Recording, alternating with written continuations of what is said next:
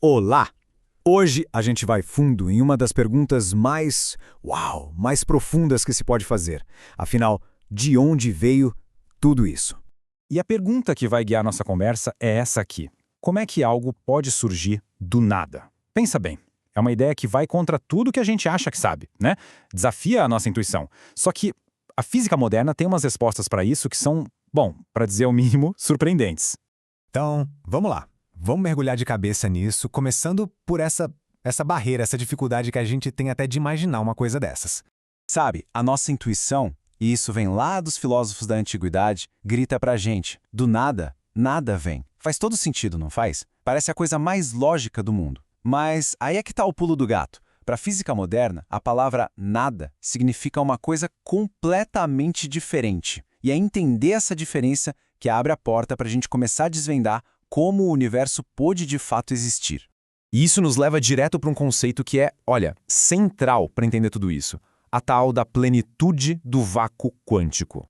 Olha, uma grande parte da confusão toda sobre esse assunto vem da própria palavra nada. É que, dependendo de com quem se fala, nada quer dizer uma coisa diferente. Para a filosofia, por exemplo, o nada é a ausência total, absoluta de tudo. Nem leis da física existiriam. A teologia fala da criação ex nihilo, que também parte desse nada absoluto, mas aí tem um agente externo criando as coisas. Agora, o nada da física, o ponto de partida dos cientistas, é o vácuo quântico. Pensa assim, é um estado onde talvez não exista matéria, mas que é totalmente governado pelas leis da física. E essa é a diferença crucial.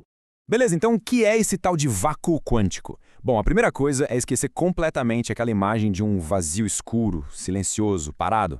Não é nada disso. A física descreve o vácuo quântico como o estado de energia mais baixo que existe.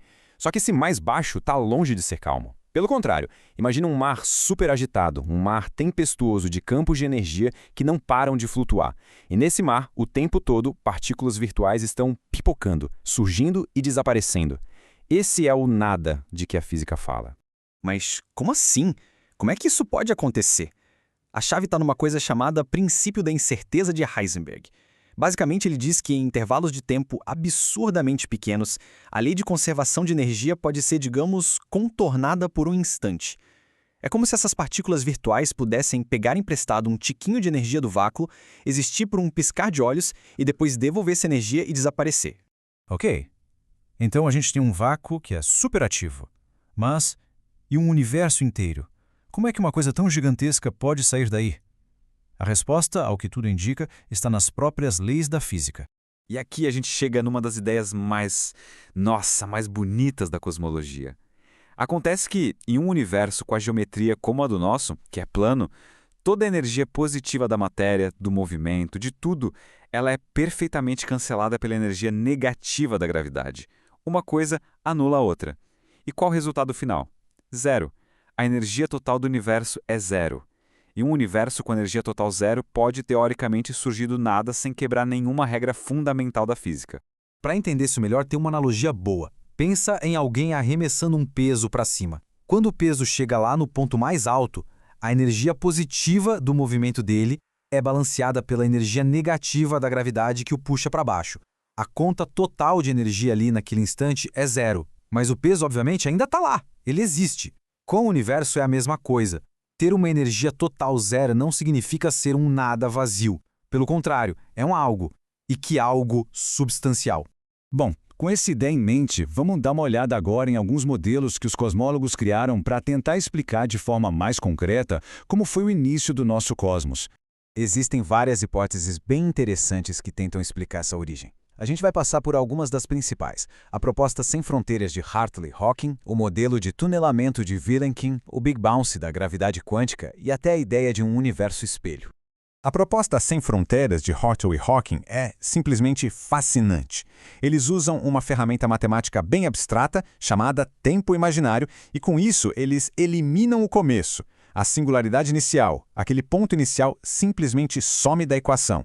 O próprio Hawking usou uma analogia genial. Perguntar o que veio antes do Big Bang nesse modelo é a mesma coisa que perguntar o que tem ao sul do Polo Sul. A pergunta nem faz sentido dentro dessa geometria.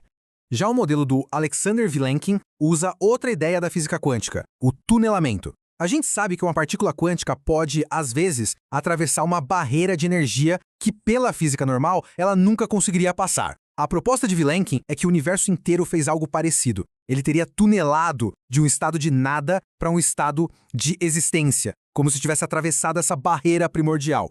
E aqui a gente vê a diferença de uma forma bem visual. De um lado, tem a ideia clássica do Big Bang, com tudo começando num pontinho, uma singularidade de densidade infinita, onde as nossas leis da física simplesmente param de funcionar. Do outro lado, uma alternativa, a ponte quântica. Veja, não é mais um começo a partir de um ponto, mas uma transição. O espaço-tempo não colapsa até o infinito. Ele se recupera, ele atravessa essa ponte.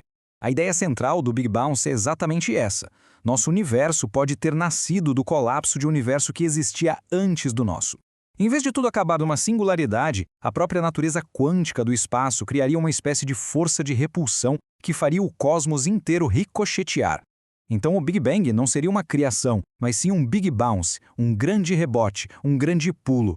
Então, quando a gente junta todas essas peças, uma nova imagem sobre a natureza da nossa realidade começa a se formar.